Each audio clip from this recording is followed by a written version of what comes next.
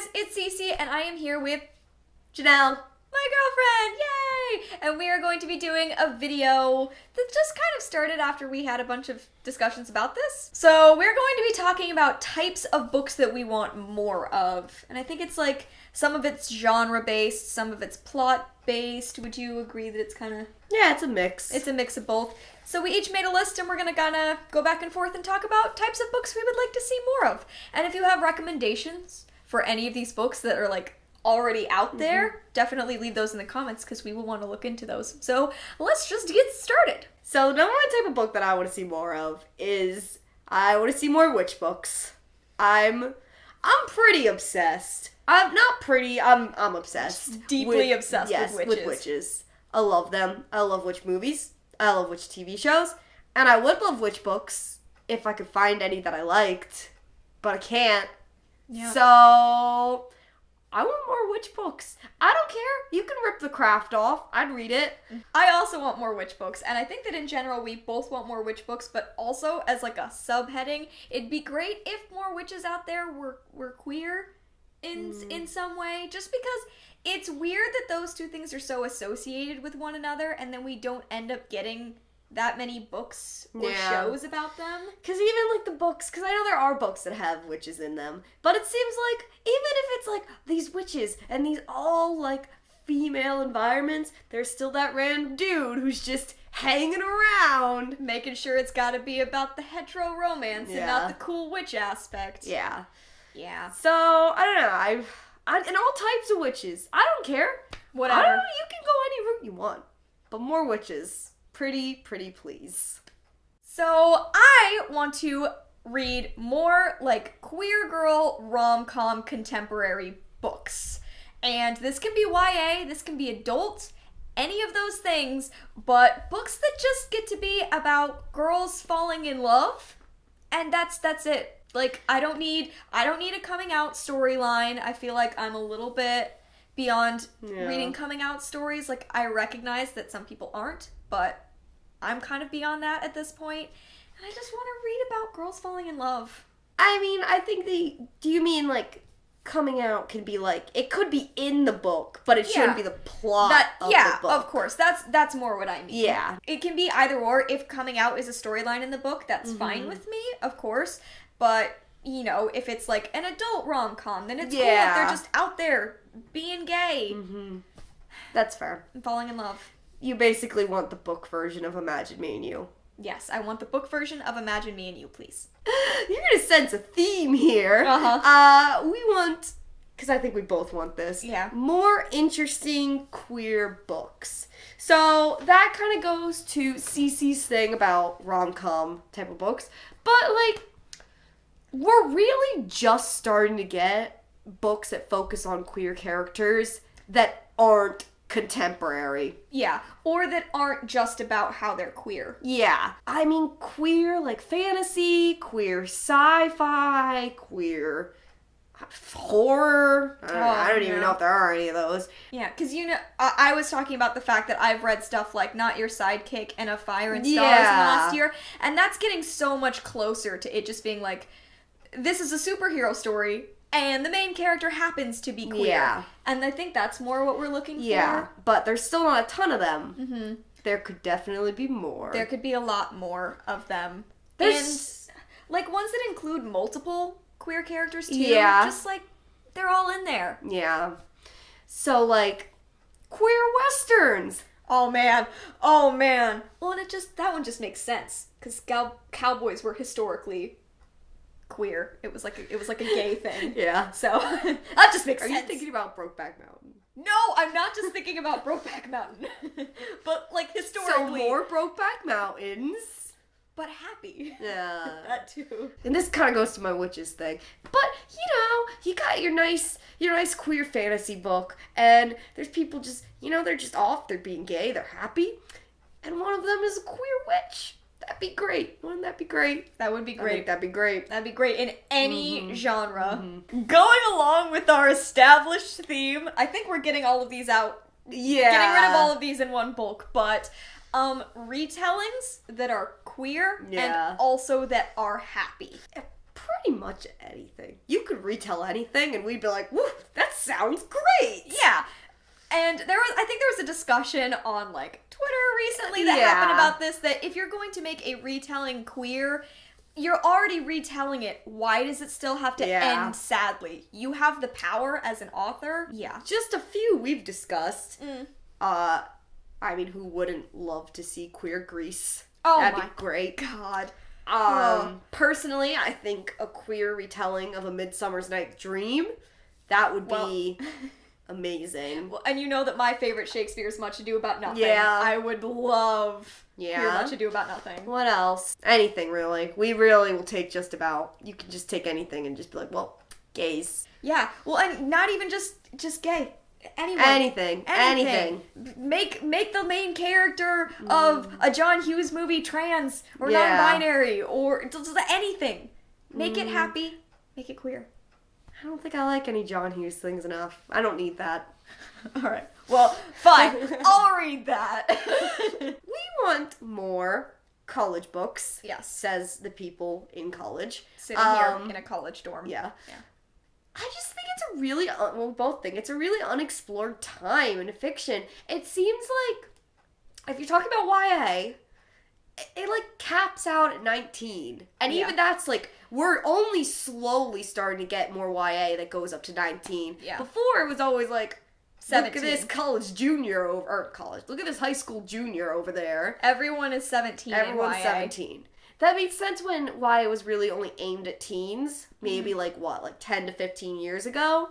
But in the past decade, it's become a lot more mainstream, and it's become a lot more like the best-selling books. They might be YA, and it's a lot more than just teenagers reading them. Right, and obviously it's important to still like write to young adult readers because that's who the genre's for, but I mean, when I was in high school, I wanted to still read about characters who were going to college because that was a future I was also contemplating. So stuff like, why aren't there more versions of Fangirl, honestly, is a thing I never thought I would say. But here I am. That was such a thing that I would have loved to have read in high school. I totally agree. I don't really understand why there's not more college books. It's very strange. It's such a specific time for people to develop into who they are. Yeah. And considering YA is so focused on coming of age stories, like, college is where I came of age. Yeah. And it just makes sense. I don't understand why sometimes YA tries to cram these things that happen in college into high school stories. Why are you giving these high schoolers these amazing internships or these amazing, like, entry-level jobs? No one is gonna hire a 16-year-old to be an intern at, like, a production company or, like, a fashion designer. That doesn't make any sense. Yeah, and I understand that they are trying to appeal to young adults, but why not put that in college? Yeah, there are labor laws. Yes, there are labor laws. Yeah, and neither of us are saying that, like, YA should become college. No. I just think there should be a lot more out there because it's such a valid time to write about, and it's so unexplored. Like, early 20s as an age group. Yeah. It turns into either nothing or, like, new adult, and it's all about sex. New adult's all about sex. And I want to read coming of age stories. Yeah. So yeah, I think that's our combined rant on that one. So another one I wanted to bring up was I want to read more, like, fantasy, like epic fantasy, high fantasy, has less tropes and is less Eurocentric. And again, I think this is a thing we're seeing a lot more marginalized authors writing about fantasy inspired by their particular cultures. But I just sort of start to feel like when I read more and more of these YA fantasy books, it's all in a very young female ruler comes into power or, like, Game of Thrones. Yes, Game of Thrones. It's a really Game of Thrones phase right now with fantasy, and it's just sometimes becomes really repetitive. Yeah. And I would really like fantasy that gets more original, adult high fantasy written by women. Yes. I would like to see a lot more of that. I just feel like so much fantasy, like adult fantasy, is so inaccessible. When I go to like the adult fantasy section, my eyes they just sort of glaze over. Mm-hmm. Everything just sort of feels like there's so much to look through that's been going on for so long that I just don't feel the urge to jump in. Yeah. And a lot of it is sometimes because I think both of us have a tendency to not reach for male authors in fantasy, and that's a pretty male-driven genre as far as writing goes. So don't be recommending Brandon Sanderson in the comments. We've heard of him. We know Brandon Sanderson. I respect that a lot of people like him, but I want to read fantasy, huge fantasy books written by women. That's what I want. And I want more fantasy books that aren't based in Eurocentric tropes and themes. Then, next. This one's more probably me than her, because she doesn't really read this genre. Oh yeah, this is me. I want more historical fiction that's also more accessible, I guess. Because I love, there's so many eras that I love. Like, I love America's, like, Oregon Trail, westward expansion phase. I love the whole, like, kings and queens of, like, Europe. I love those books, too. You truly do. I do. I love them so much. But I would like some new ones. Like, I don't know, I would like some written by younger authors, maybe. I feel I've tried to read a lot of these types of books. And some of them are they're so dodgy, and they're weighed down by these really, like, canned romances. And I think I'm just looking for the perfect historical fiction of, like, the Tudors, or that balances romance, political intrigue, and doing justice to the female characters. So, I'm on the hunt. That one, I read almost no historical fiction, so that was fairly not applicable to me. I like reading about the 1920s and the 1970s. I think those are the eras I've liked. I'm not really interested in anything past, like, the late 1800s. So the other one that I'm really interested in right now also, and I know some of these are out there, is reading more YA contemporaries that aren't set in the US or the UK. I just want to read a YA contemporary that is set in somewhere around the world. Yeah. I think that we get a very narrow view of, like, high school in terms of those two places, and finding YA contemporaries set in some of those other places can be much more difficult. So, like, more contemporaries set in Japan or Mexico or, like, India. Stuff like that. I want to read about teenagers, those 17-year-olds. I want to read about them, but in other places that I don't know about what it's like to be 17 in those places. Because I know what it's like to be 17 in America. I want to know what it's like in other places. So I want more of those. And finally, our last wish is for more comics and graphic novels about women written by a female creative team. There's this weird trend of these female-led comics either written by all male artistic teams, or having just one woman doing, like, the color or the lettering. And sometimes these can read as really inauthentic. Yeah. I'm talking specifically about Rat Queens, which has other problems than just having an all-male team. Yeah. But when I read it, you could tell it was written by a man writing these women. Well, and if I was going to add one, that's how I felt when I read Paper Girls. Yeah. It was very apparent that it was a bunch of 12-year-old girls being written by a group of men. Yeah. It just comes across as really inauthentic. And this is probably the one where there are a lot of... There are so many out there, and it can be really hard to dig through all of the comics and graphic novels out there because it's such a huge area. But it just feels like a lot of the ones that get hyped and the ones that get really big. Yeah. One woman or no women.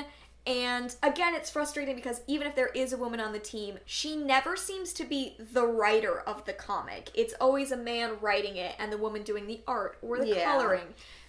I think one of the solutions to this one will be, as more webcomics get turned into actual physical graphic novels or comics, Like the way Nimona did. Yeah. There are a lot of these out there. Absolutely. It's just they're not always the most hyped or the easiest to find, especially if you don't know what you're looking for and you're looking for suggestions. Yeah. There are a couple of webcomics out there that I want to try, but again, there are so many of those even to dig through. And I want those that are being made as webcomics to be more accessible and more hyped. I want more stuff like Lumberjanes that's about all women created by all women, which I know seems like obviously, because Lumberjanes is my fave. Is it even a CC video without talking about Lumberjanes? But it just comes across as more authentic, and that's the reason I love it more, is because it comes across as more authentic. That's true. It's true. Okay, so those are just a few of the types of books we would like to see more of. If we've been unclear about any of these, which is possible because I think we have a tendency to ramble or get confused about what we want to say, then, ask us and we can clarify in comments. Janelle may even jump in here and answer a few of them. If you have recommendations for any of the things that we have just said, you can leave those in comments too. I promise we will probably look them up and see. So yeah, I think that's about it. Thank you very much to Janelle for being here and for continuing the conversations that we frequently have by doing a whole video with me. Thank you so much for watching. I hope you enjoyed, and I will see you in another video very soon. Bye!